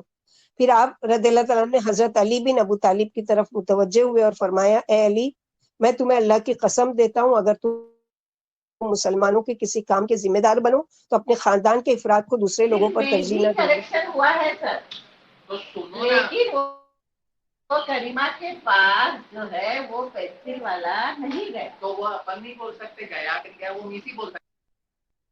انا للہ و انا الیہ راجعون۔ یہی بات آپ رضی اللہ عنہ نے حضرت عثمان اور حضرت سعد سے بھی کہی۔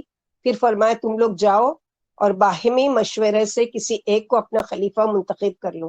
پھر آپ نے حضرت صہیب رومی کو حکم دیا کہ وہ مسلمانوں کی نمازوں میں امامت کریں۔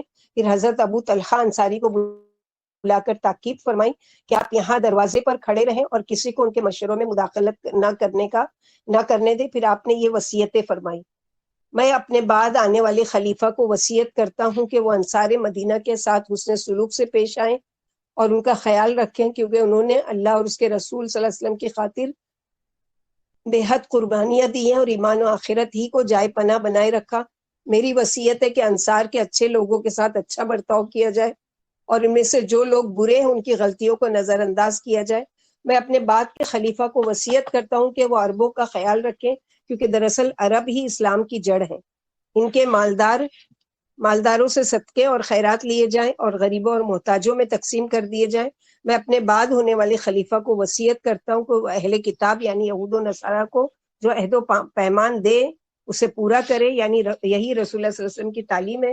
اے اللہ آپ گواہ رہیے، میں نے اپنی حد تک آپ کا پیغام پہنچا دیا۔ ان ارشادات کے بعد حضرت عمر بن خطاب نے اپنے بیٹے عبداللہ سے فرمایا یا عبداللہ بن عمر اخرج فانظر من قتلنی، عبداللہ بن عمر جا کر دیکھو کہ میرا قاتل کون ہے۔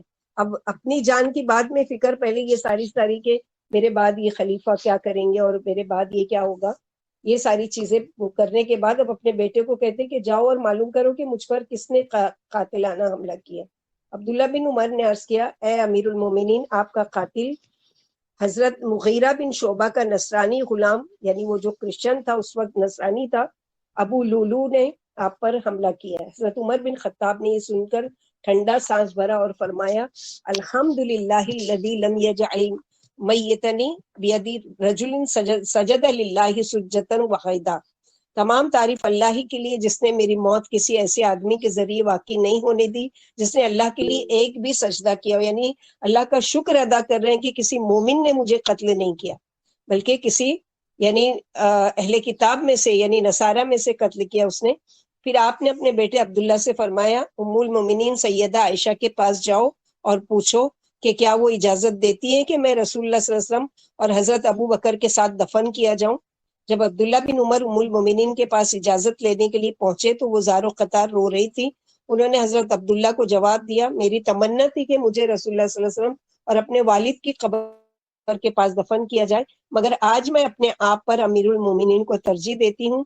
چنانچہ ان کی اجازت کے بعد حضرت عمر رسول اکرم اور حضرت ابو بکر صدیق کے پہلو میں دفن کیے گئے۔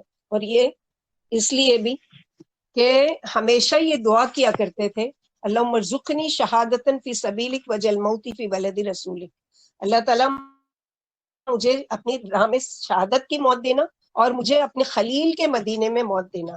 تو اللہ کے نبی صلی اللہ علیہ وسلم کے مصلے پر شہید کیے گئے اور مدینے میں ہیں، اور سب سے بڑی سعادت جو ان کو ملی ہے وہ کیا ہے کہ اللہ کے نبی صلی اللہ علیہ وسلم کے پہلو میں دفن کیے گئے.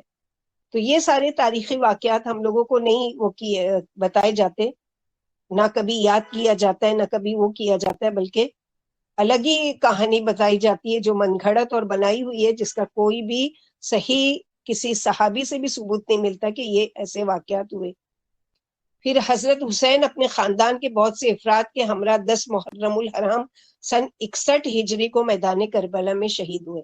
تاریخ میں اس چیز کا ثبوت تو ملتا ہے کہ وہ 10 محرم تھی اور سن 61 ہجری تھی، لیکن اس چیز کو ماننے کی بجائے لوگ کیا کرتے ہیں کہ دوسری کہانی بیان کرتے ہیں جس کا حقیقت کیا ہے. ہم لوگ دیکھتے ہیں واقعہ کربلا جیسے ایک بہت اہم واقعہ ہے کہ جس کی نبی کریم صلی اللہ علیہ وسلم نے پہلے سے ہی پیشن گوئی کر دی تھی اپنی زندگی میں. مسند احمد کی حدیث ہے، جیسے ام المومنین عائشہ رضی اللہ عنہا اور ام سلمہ دونوں سے روایت ہے کہ نبی کریم صلی اللہ علیہ وسلم ان دونوں میں سے ایک سے کہا، آپ صلی اللہ علیہ وسلم نے فرمایا کہ میرے پاس گھر میں ایک فرشتہ آیا ہے جو اس سے پہلے کبھی نہیں آیا ہے. تو اس فرشتے نے آ کر مجھ سے کہا کہ آپ کا بیٹا یعنی نواسہ حسین شہید کیا جائے گا، یعنی قتل کر دیا جائے گا. اگر آپ صلی اللہ علیہ وسلم چاہو تو میں آپ کو وہ مٹی دکھا سکتا ہوں جہاں یہ قتل ہوں گے. فرشتے نے مجھے وہ سرخ مٹی بھی دکھائی، جو کربلا کی مٹی تھی وہ بھی دکھائی. یہ حدیث جسے علامہ البانی نے صحیح میں اس کو حسن قرار دیا ہے. دین کے دشمنوں نے، صحابہ اجمعین کے دشمنوں نے حقیقتوں کو پلٹنے میں اور سچائی کو چھپا کر کچھ کا کچھ بنا کر اس واقعے کو پیش کیا ہے جن کا حقیقت سے کوئی تعلق نہیں. یعنی امام حسین کی شہادت کا جو ہے یہ تو طے ہے تاریخ میں کہ ہاں 10 محرم کا دن تھا جس دن آپ کو کربلا میں شہید کیا گیا، لیکن جو تاریخ وہ لوگ بتاتے ہیں وہ ساری چیزیں کیا ہے کہ جو مومن تھے ان کو دشمن بنا دیا گیا.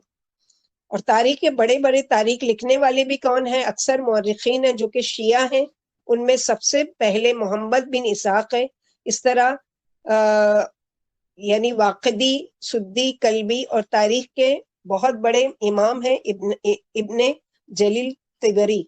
یہ سبھی شیعوں نے علماء اور تاریخ لکھنے والے، اور ہر سال ہم دیکھتے ہیں کہ ہر سال محرم کی پہلی تاریخ سے 10 تاریخ انہی واقعات کو ایسے بیان کیا جاتا ہے جیسے بیان کرنے والا خود میدان کربلا میں موجود ہو. اور لاک ڈاؤن تھا تو یہ ساری چیزیں بند ہو گئی تھی، اب بھی ہوتا ہے ان محلوں میں، اللہ علم، پتہ نہیں. اب دیکھتے ہیں کہ اس واقعے کی حقیقت کیا ہے. ہم تھوڑا سا دیکھتے ہیں جو بھی ہم لوگوں کو نالج ملی ہے اس کے ذریعے سے کہ حقیقت کیا ہے کہ جو بنایا گیا ہے من گھڑت باتیں، اور اس میں صحابہ کرام کو باقاعدہ نعوذ باللہ گالیاں دیتے ہیں اور اس طرح کا وہ کرتے ہیں. تو یہ ساری چیزیں آپ دیکھتے ہیں کہ اس واقعے کی حقیقت اور اس کا پس منظر کیا ہے. تو وہ یہ ہے کہ امیر معاویہ کون تھے؟ ابو سفیان کے بیٹے. ابو سفیان کون تھے؟ آپ صلی اللہ علیہ وسلم کے سسر، ام حبیبہ کے والد. تو یہ ام حبیبہ کے کون ہیں؟ امیر معاویہ بھائی ہیں، جو کاتب وحی بھی ہیں. یعنی آپ صلی اللہ علیہ وسلم پر جب وحی نازل ہوتی تھی قرآن کی تو آپ صلی اللہ علیہ وسلم کے پاس کوئی نہ کوئی 5 یا 6 صحابہ کرام تھے جو کاتب وحی کے نام سے مشہور تھے. وہ فوراً آپ صلی اللہ علیہ وسلم لکھوا دیا کرتے تھے تاکہ میں کوئی چیز بھول نہ جاؤں یا کوئی چیز مجھ سے رہ نہیں جائے. تو وہ فوراً وہاں موجود ہوتے تھے اور وہ کسی چمڑے پر، کسی ہڈی پر جانور کی، یا کسی کوئی اور چیز ایسی، وہ مٹی کی سیل ہوتی تھی یا جو بھی ہوتی تھی اس پر لکھ لیا کرتے تھے. تو یہ کاتب وحی میں سے ہیں امیر معاویہ، جو خلافت راشدہ کے بعد مسلمانوں کے پہلے بادشاہ بنے، اور جن کے بعد آپ صلی اللہ علیہ وسلم نے پہلے سے ہی پیشن گوئی کی تھی کہ خلافت راشدہ ختم ہونے کے بعد تقریباً 40 ہجری میں یہ بادشاہ بنے. یعنی علی رضی اللہ عنہ تک کا خلافت تھی اور اس کے بعد بادشاہت آئی تو وہ کون بنے؟ امیر معاویہ سن 40 ہجری میں. اور جب 56 ہجری تک ان کا دور امیر معاویہ کا پہنچا تو وہ بوڑھے ہو چکے تھے. تو اس وقت انہوں نے سوچا کہ کون ہے جو میرے بعد مسلمانوں کی حکمرانی کرے اور میرے بعد ولی عہد بنے. تو انہوں نے اپنے خاندان میں جب دیکھا کہ ان کا بیٹا یزید وہ ان کو ان عہدوں کے لیے مناسب نظر آیا، حالانکہ اس وقت بھی بڑے بڑے جلیل القدر صحابہ موجود تھے جس میں سے عبداللہ بن عمر، عبداللہ بن زبیر، جابر بن عبداللہ، ابو سعید خدری اور بھی، اور بذات خود حضرت حسین رضی اللہ تعالیٰ تو یہاں یہ سوال اٹھتا ہے کہ کیسے انہوں نے ان تمام صحابہ کو چھوڑ کر، جو کہ نبی کریم صلی اللہ علیہ وسلم کے قریبی ساتھی بھی تھے اور جن کا اسلام میں بہت بڑا کردار ہے، ان سبھی کو چھوڑ کر اپنے بیٹے جو کہ صحابی بھی نہیں ہے، ان کے بعد آنے والا اس کا انتخاب کیوں کیا؟ یعنی یزید جو ہے نبی صلی اللہ علیہ وسلم کے زمانے میں موجود نہیں تھے، لیکن امیر معاویہ موجود تھے. اس کے بارے میں لوگوں کی الگ الگ رائے ہے. بعض مورخین کا کہنا ہے کہ صرف اور صرف اپنی قرابت داری کی بنا پر، بیٹا ہونے کی وجہ سے، اور بعض لوگوں کا کہنا تھا کہ یزید وہ شرابی کبابی تھا اور رس سرور کا رسیہ تھا. لیکن حقیقت کیا اس کے بارے میں دیکھتے ہیں. یعنی یہ مشہور کیا جاتا ہے کہ نعوذ باللہ جو یزید تھا، اب ایک صحابی ہے جو امیر معاویہ، جو کاتب وحی ہے، ان کا بیٹا کیسے یہ ساری چیزیں کر سکتا ہے جو بیان کیا جاتا ہے باقاعدہ ان دنوں میں. تاریخ دانوں میں ایک بہت بڑا نام ہے ابن الخلدون، جن کی تاریخ کی کتاب کا نام مقدمہ تاریخ کے نام سے مشہور ہے. وہ اپنی اس کتاب میں لکھتے ہیں کہ امامت و خلافت کا معنی اصل میں امت کی اصلاح، نگرانی اور ان کی حفاظت ہے. چنانچہ لوگوں کا جو امام ہوتا ہے، تمام رعایا کی ذمہ داری اس پر ہوتی ہے، اور اپنے مرنے کے بعد بھی وہ کسی ایسے امام یا خلیفہ یا ولی عہد کا انتظام کرتا ہے جو اس ذمہ داریوں کو بحسن خوبی نبھائے اور لوگ بھی اس پر بھی مطمئن ہو. اور یہ شرعن جائز بھی ہے، جیسے کہ ابو بکر صدیق نے، جن کی خلافت کا اور صرف 2 سال رہا، یعنی 2 سال صرف خلیفہ رہے ابو بکر، اور موت کے وقت جب دیکھا کہ عمر رضی اللہ تعالیٰ ان کے بعد اس خلافت کے اہل ہیں تو ان کو خلیفہ بنایا. تو عمر رضی اللہ تعالیٰ کے واقعے میں ہم نے دیکھا کہ کس طرح سے ان کو خلیفہ بنایا گیا. چنانچہ ابن خلدون لکھتے ہیں امیر معاویہ نے اپنے بیٹے یزید کو ولی عہد بنانے کی وجہ کیا تھی کہ اس وقت امت کو ایسے شخص کی ضرورت تھی جس کے پیچھے اسے قوم اور قبیلے کی ایک بہت بڑی سپورٹ، بہت بڑی حمایت، طاقتور گروہ ہو اس کے ساتھ، جس کی وجہ سے وہ صحیح معنوں میں حکومت کو کنٹرول کر سکے. اور پھر یہ بھی لکھتے ہیں کہ امیر معاویہ کی ملکیت کے ختم ہونے تک، یعنی 56 ہجری سے 60 ہجری تک مسلمانوں میں وہ تبدیلیاں آ چکی تھی جو کہ خلافت راشدہ کے زمانے میں نہیں ملی تھی. یعنی بہت ساری یہ ارتداد کا، بہت سے لوگ مسلمان جو تھے وہ مرتد ہونے لگے تھے اور یہ ساری چیزیں ٹوٹنے لگی تھی. جیسے کہ خصوصاً ابو بکر صدیق، عمر فاروق کے زمانے میں مسلمانوں کی طبیعت پر جو دین غالب تھا اور ان کی پسند اور ناپسند کا معیار صرف اور صرف اللہ کی رضا و خوشنودی تھی، تو امیر معاویہ کی مملکت کے دور تک یہ چیز تقریباً بدل چکی تھی. اور اس وقت کسی ایسے شخص کی ضرورت تھی جو اپنی قومی حمیت کی بنیاد پر اپنی قوم کے سہارے کھڑا ہو سکے. تو ابن خلدون کہتے ہیں کہ اس وقت جو امیر معاویہ نے دیکھا کہ دینی لحاظ سے لوگوں کے اندر جو کمزوری آ چکی ہے، تو ایسے میں ایسا کوئی حکمران ہونا چاہیے جس کے ساتھ اس کی قوم بھی ساتھ دے. چنانچہ امیر معاویہ نے اپنی زندگی میں ہی یزید کے لیے بیعت لوگوں سے لے لی تھی. تو جتنے بھی صحابہ کرام اس وقت موجود تھے، ان لوگوں نے نہ تو امیر معاویہ کی زندگی میں اپنا، اور نہ زندگی میں اور نہ ان کی موت کے بعد یزید کے بیعت کے لیے تیار ہوئے. انہی میں امام حسین بھی تھے، یعنی یہ بھی تیار نہیں ہوئے بیعت لینے کے لیے. عبد الرحمن ابن ابی بکر بھی موجود تھے، انہوں نے بھی یزید کی بیعت نہیں کی. بعد میں ان کا انتقال ہو گیا اور امیر معاویہ نے اپنے بیٹے یزید کو پہلے سے ہی تنبیہ کر دی تھی کہ تمہاری اگر کوئی مخالفت کریں گے تو وہ یہ 3 لوگ ہوں گے. یعنی بتا دیے تھے کہ یہ 3 لوگ ضرور تمہاری مخالفت کریں گے. نمبر 1 حسین رضی اللہ تعالیٰ عنہ، نمبر 2 عبداللہ بن عمر رضی اللہ تعالیٰ عنہ، نمبر 3 عبداللہ بن زبیر. تو جہاں تک عبداللہ بن عمر کا معاملہ ہے، وہ عبادت گزار اور امن پسند آدمی ہے. امید ہے کہ اگر وہ تمہاری بیعت نہ کریں تو تمہارے خلاف کوئی محاذ آرائی بھی نہیں کریں گے، اس لیے ان سے تم کو پریشان ہونے کی ضرورت نہیں ہے. جہاں تک حسین ابن علی رضی اللہ تعالیٰ عنہ ہے، امیر معاویہ نے ان کے بارے میں کہا کہ کوفہ کے لوگ ان کو نہیں چھوڑیں گے، کیونکہ والد علی کے آخری ایام کوفہ میں گزرے، بلکہ انہوں نے مسلمانوں کا دارالحکومت کوفہ ہی کو بنا دیا تھا. یہ الگ ان کی تاریخ ہے. تو کوفہ کے ساتھ ان کا ایک خاندانی تعلق ہے، تو کوفہ کے لوگ لازماً ان کو ابھاریں گے، تمہارے خلاف یعنی بڑھاوا دیں گے. لیکن امیر معاویہ ان کو تسلی دیتے کہ جس طرح کوفہ کے لوگوں نے جس طرح ان کے باپ علی رضی اللہ عنہ کو چھوڑا تھا، ایسے ہی ان کو بھی چھوڑ دیں گے. کیونکہ کوفہ والوں کے بارے میں مشہور ہے کہ کوفی لا یوفی، یعنی کوفی کبھی بھی وفادار نہیں ہو سکتے. لیکن تم حسین بن علی کا احترام کرنا ہوگا جو ان کا مرتبہ اور مقام ہے اور رسول اللہ صلی اللہ علیہ وسلم کے نواسے ہیں، اس لحاظ سے ان کی عزت و احترام کرنے کی ضرورت ہے، ان کے خلاف کوئی محاذ آرائی نہیں کرنا۔ اور جہاں تک عبداللہ بن زبیر ہے، ان کے بارے میں امیر معاویہ نے یزید کو تنبیہ کی تھی کہ یہ وہ شخص ہے کہ جو سر عام محاذ آرائی کرنے والا ہے، تو ان کے مقابلے میں تم کو اپنا انتظام کرنا ہوگا۔ اس طرح سے یہ ساری چیزوں کے بارے میں بتایا۔ تو یہ شخصیات جنہوں نے یزید کے ساتھ بیعت نہیں کی، اس کی وجہ کیا تھی کہ ہمارے یہاں جو من گھڑت قصے سنائے جاتے ہیں، اس میں سب سے بڑی چیز جو ذکر کی جاتی ہے کہ یزید فاسق و فاجر آدمی تھا اور جانوروں کا شکاری بھی تھا، تو ہم کیسے ایسے شخص کی بیعت کریں۔ لیکن حقیقت کیا ہے کہ وہ دیکھتے ہیں کہ علامہ ابن یسیر جو بہت بڑے مورخین میں سے ہیں، وہ لکھتے ہیں جب یزید خلیفہ بنتا ہے تو اس نے مدینے کا جو اس وقت امیر تھا اس کو حکم دیا کہ ان 3 لوگوں سے بیعت لی جائے، ابن عمر سے، ابن زبیر سے اور امام حسین، ان تینوں سے بیعت لی جائے، کیونکہ یہ خود تو دمشق میں تھا۔ تو وہاں کے خلیفہ کو یہ کہتا ہے کہ تم ان 2 لوگوں سے بیعت لو۔ تو جب ان سے بیعت لینے کا معاملہ آیا تو ابو بکر کے بیٹے عبد الرحمن بن ابو بکر کو ولی عہد بنائے جانے کی خبر ملی تھی۔ اس وقت انہوں نے سختی سے اس چیز کو رد کر دیا تھا اور کہا تھا یہ کسی یعنی قرابت داری سے قیصر روم کے بادشاہ، ان کا یہ انداز ہے کہ خاندان کے اندر ہی بادشاہ، تو اس کا بیٹا، پھر اس کا بیٹا، تو خاندان کے اندر ہی بادشاہ چلتی تھی۔ تو عبد الرحمن بن ابی بکر نے اس سے انکار کیا کہ یہ جو طریقہ ہے روم والوں کا کہ بادشاہ مثلا ہے، اس کا بیٹا ہے وہ اگلا بادشاہ بنے گا، اس کا بیٹا اگلا بادشاہ بنے گا، تو اس چیز کے میں خلاف ہوں۔ تو عبد الرحمن بن ابی بکر نے اس سے انکار کیا کہ یہ اسلامی طریقہ نہیں ہے۔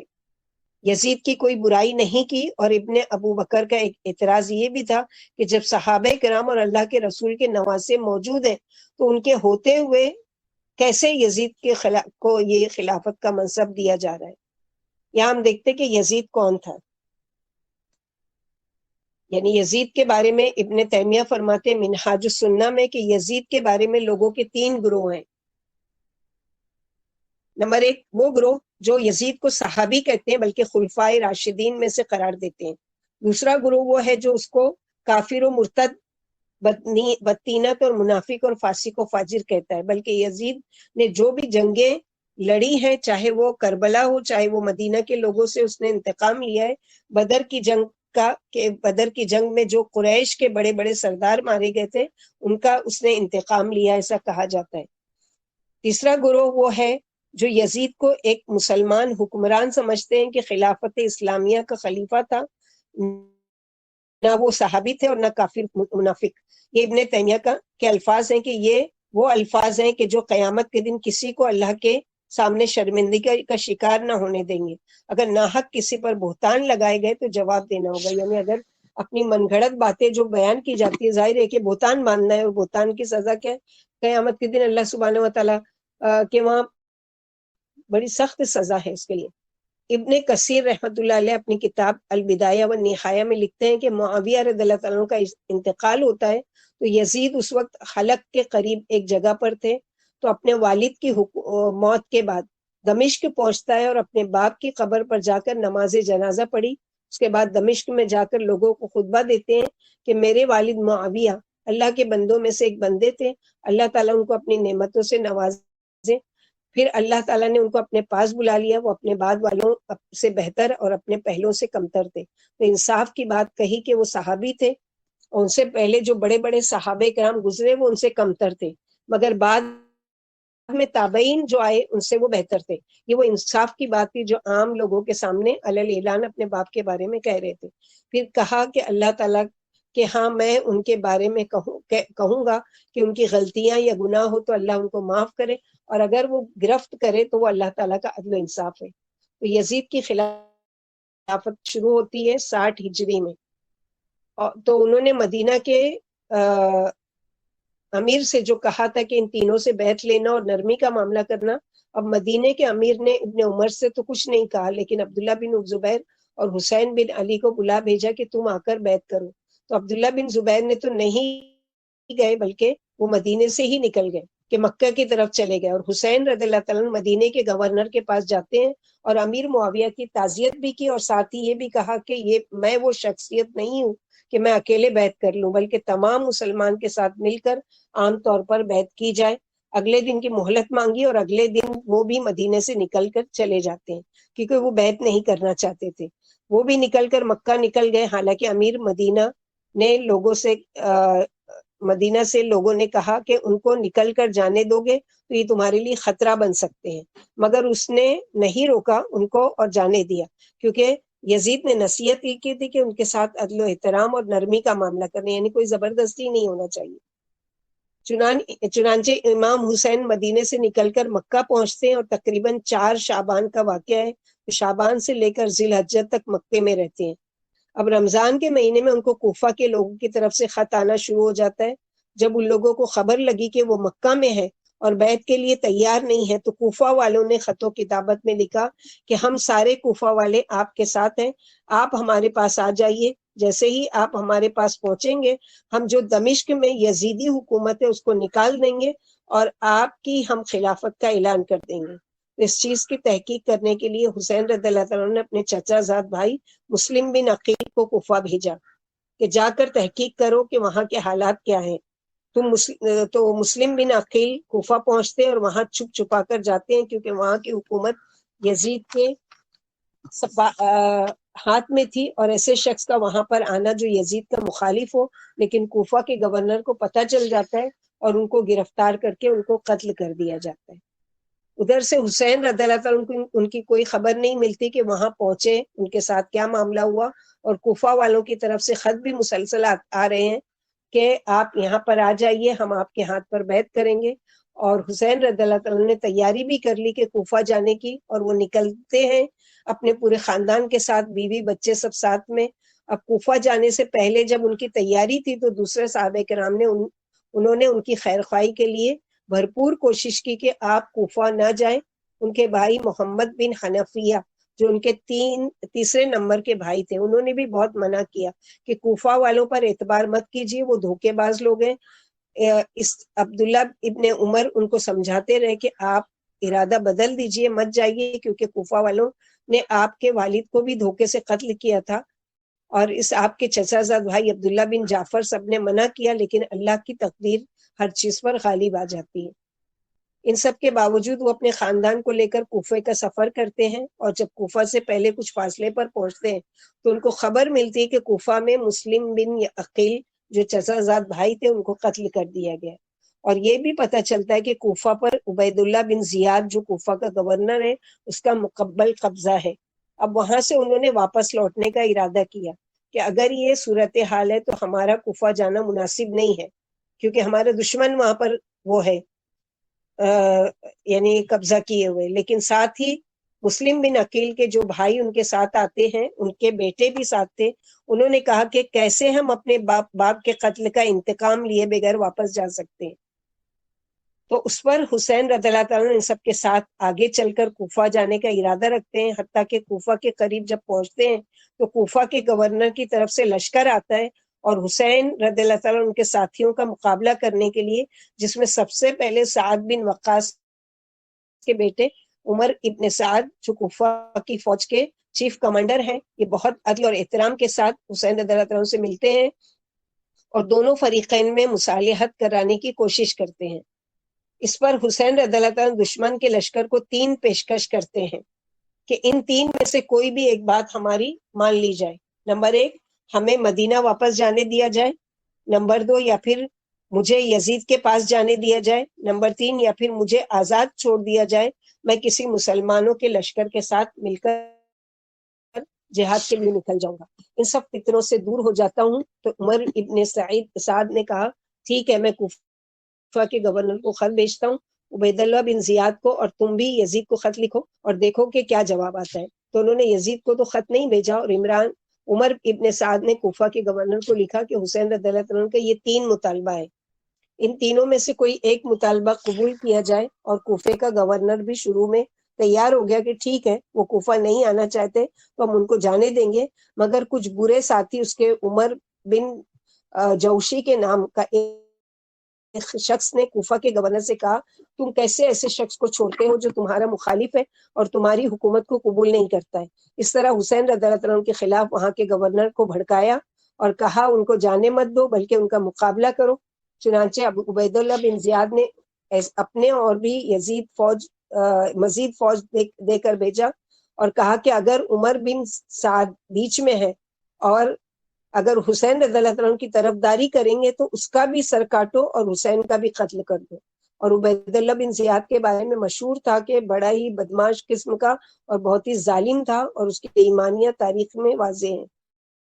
تو پھر اس کی فوج آتی ہے اور آگے جو کربلا کا واقعہ پیش آتا ہے، اور کربلا کے واقعے کے متعلق تاریخ میں آتا ہے کہ اس میں حسین رضی اللہ عنہ کوشش کرتے ہیں حالات کو سدھارنے کی، اور لشکر والوں کو جو کہ دشمن کی طرف سے آ رہے تھے ان کو ایک تقریر کی کہ میں کون ہوں، نواسے رسول ہوں، اور کس کو قتل کرنے کے لیے آ رہے ہو، کہ کئی لوگ یہ سب سن کر اس فوج کا ساتھ چھوڑ کر حسین رضی اللہ عنہ کے ساتھ آ کر مل جاتے ہیں، اور باقی لوگوں کے دل میں بھی ایک طرح کا انکار، ان کا روب طاری ہو جاتا ہے، حتیٰ کہ 9 محرم کی شام تک یہ اس طرح کے مناظرہ چلتے رہتے ہیں۔ اور جب 10 محرم کی صبح ہی عبیداللہ بن زیاد کی طرف سے فوج آ جاتی ہے اور حسین رضی اللہ عنہ کا گھیرا کر لیتی ہے اور لڑائی شروع ہو جاتی ہے، جو کہ عصر کے بعد تک جاری رہتی ہے، اور حسین رضی اللہ عنہ کے ساتھ ان کا بچاؤ کرتے ہوئے ایک ایک کر کے سارے شہید ہوتے جاتے ہیں، اور آخر میں اکیلے حسین رضی اللہ عنہ باقی رہتے ہیں، مگر فوج میں سے کوئی بھی ان کو قتل کرنے کے لیے تیار نہیں تھا۔ بلکہ عجیب بات یہ ہے کہ اس جنگ کے دوران ہی جب نماز کا وقت ہوتا ہے تو نماز کے لیے جب کہا جاتا ہے کہ امامت کون کروائے گا، دشمن کی فوج متفق ہو کر کہتی ہے کہ آپ ہی امامت کروائیے، آپ نواسے رسول ہیں، آپ ہی امامت کروائیے، کیونکہ ان کو پتا ہے کہ یہ ہم میں سے سب سے بہترین ان کا احترام کرتے ہیں، مگر دوسری طرف گورنر کا آرڈر ہے کہ اس کو پورا کرنا ہے۔ خیر آخر میں ان میں کا ایک شخص جس نے اس کا نام کنان ابن انس اخنفی، یہ وہ شخص ہے، حسین رضی اللہ عنہ کو نیزہ مارا، ان کا سر قلم کیا، اس طرح نواسے رسول شہید کیے جاتے ہیں۔ کربلا کے اس واقعے میں یزید کا کیا کردار تھا؟ اس نے حسین رضی اللہ عنہ سے بیعت لینے کا مطالبہ کیا تھا، بس اس کے علاوہ اس کا اس واقعے میں کوئی کردار نہیں ہے، اور یہ بیعت لینا بھی مدینے میں تھا، کربلا میں نہیں۔ لیکن شیعوں کے گروہ دھوکے سے لایا اور قتل کیا، اور آج وہی لوگ ماتم کرتے ہیں، کوفہ میں یعنی نوحہ کرتے ہیں۔ تو اللہ تعالیٰ نے اس واقعے میں کچھ لوگوں کو تو عزت کا مقام عطا کیا اور کچھ لوگوں کو ذلیل و رسوا کیا۔ دوسری بات یہ ہے اس واقعے میں کہ جو 3 باتوں کا مطالبہ جو حسین رضی اللہ عنہ نے کیا تھا، اس میں سے ایک یہ تھا کہ مجھے یزید کے پاس جانے دو۔ اگر وہ ان کا دشمن ہوتا تو وہ اس کے پاس کیوں جانے کے مطالبہ کرتے؟ بلکہ یزید کو جب حسین رضی اللہ عنہ کی شہادت کی خبر ملتی ہے تو وہ بہت سخت یعنی غمگین غم کا اظہار کرتا ہے، اور جن لوگوں کو ایسا کیا ان کو لعن طعن کرتے ہیں، اور حسین رضی اللہ عنہ گھر والوں کی عزت و احترام کرتے ہیں۔ اس میں پہلا سبق کہ اللہ تعالیٰ نے جو تقدیر لکھی ہے اس کو نافذ کرنے پر غالب ہے، تو کیسے اللہ تعالیٰ نے جو لکھا تھا اس کی کیسی پلاننگ کی۔ اسی لیے ابن تیمیہ فرماتے کہ سیدنا حسین اور حسن کے لیے اللہ کے یہاں وہ بلند مرتبہ طے ہو چکا تھا جو ہونا ہی تھا، کہ ان کے بھائی حسن رضی اللہ عنہ کو زہر دیا گیا۔ دوسرا سبق اس واقعے میں کہ حق کی خاطر اور صحیح چیز کے لیے ڈٹ جانا اور مقابلہ کرنا۔ اور تیسری چیز اس واقعے سے ہم کو یہ ملتی ہے کہ غلط بات کے مقابلے میں فوج کے لوگوں نے معلوم تھا کہ گورنر غلط ہے، ظالم ہے اور اللہ کی نافرمانی کا حکم دے رہا ہے، اس کے باوجود گورنر کے حکم کو مان کر نواسے رسول کو قتل کیا گیا۔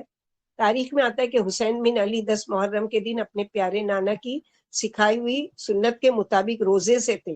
دونوں بھائی جنت کے نوجوانوں کے سردار ہوں گے، تو وہ تو روزے سے تھے، تو ہمارے لیے کیا ہے کہ روزہ رکھنا ہے، لیکن اس لیے نہیں کہ امام حسین روزے سے تھے۔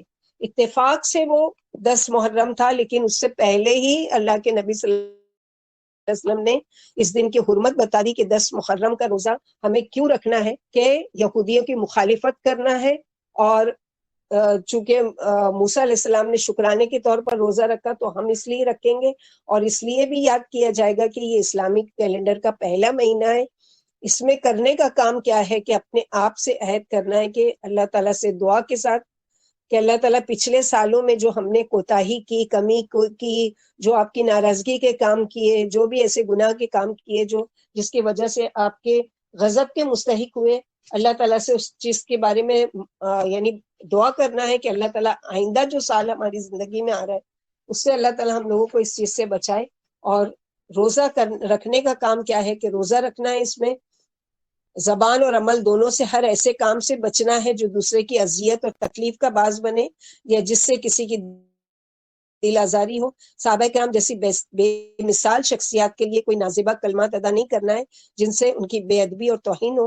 کوئی رنجش اور ناچاکی ہو بھی تو وہ ختم کر دینا اور صلح کا دامن پیغام قول و عمل کے ذریعے عام کرنا ہے. اللہ سبحانہ و تعالیٰ سے دعا ہے کہ ہم سب کو صراط مستقیم پر اللہ تعالیٰ چلنے کی توفیق عطا فرمائے. تو یہ مختصر طور پر جو واقعہ بیان کیا گیا جس سے حقیقت پتہ چلی ہوگی کہ جو یزید کو دشمن اور امیر معاویہ کو دشمن بنایا جاتا ہے اور یہ ساری چیزیں، تو اصل حقیقت کیا ہے کہ یہ ساری شیعوں کی چال تھی کہ دھوکے سے کہ ہم آپ کے ہاتھ پر بیعت کر لیں گے اور آپ کو اپنا امیر چن لیں گے، اور دھوکے سے بلایا اور وہاں پر خود فوج بھیج کر ان کو قتل کروایا گیا اور اس طرح سے.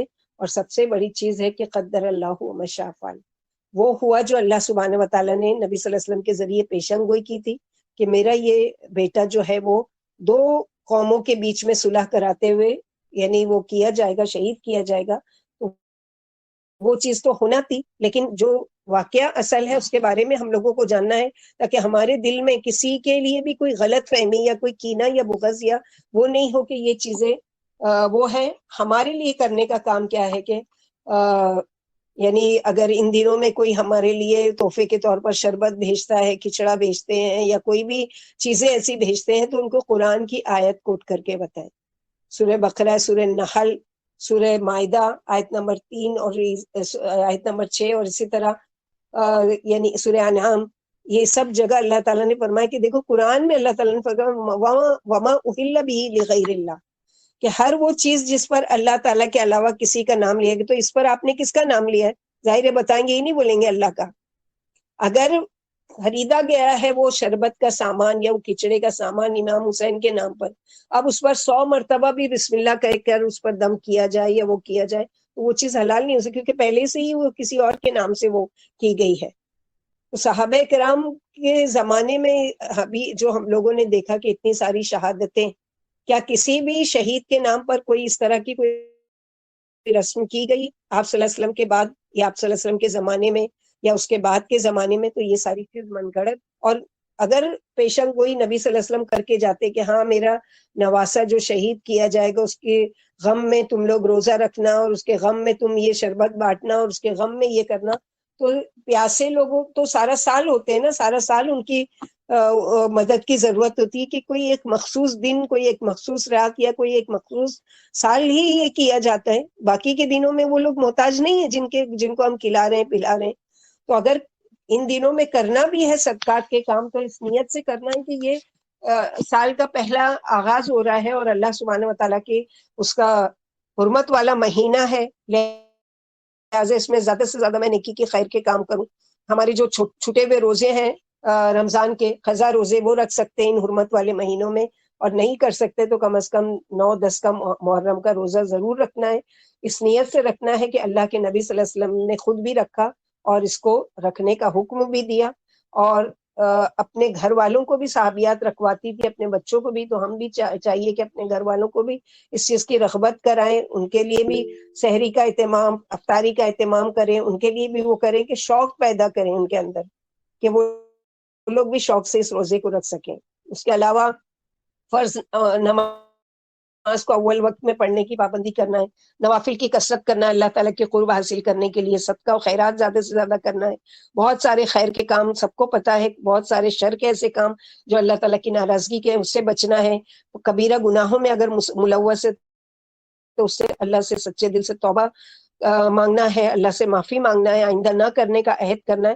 یہ سارے کرنے کے کام ہیں، اس کے علاوہ کچھ بھی نہیں ہے. کیونکہ بہت سے لوگ اچھا یہ محرم کے مہینے میں کیا کرنا ہے ہم کو، تو ایسا کچھ بھی نہیں کرنا ہے. اللہ کی رضا کے جو بھی کام کر سکتے ہیں وہ سارے کام کرنا ہے، اور اسپیشلی نبی صلی اللہ علیہ وسلم کی سنت کو ادا کرتے ہوئے 9 اور 10 محرم کا روزہ رکھنا ہے، جو کہ اگلے جمعہ اور سنیچر کو ہوگا انشاءاللہ. اسی لیے سنیچر کی دن روزہ ہوگا تو سب بیزی ہوں گے یا جو بھی وہ ہوگا، اس لیے اگلے ہفتے تو یہ نہیں رہے گی سیٹرڈے کی کلاس انشاءاللہ باذن اللہ. اس کے بعد ہم قصص الانبیاء شروع کریں گے.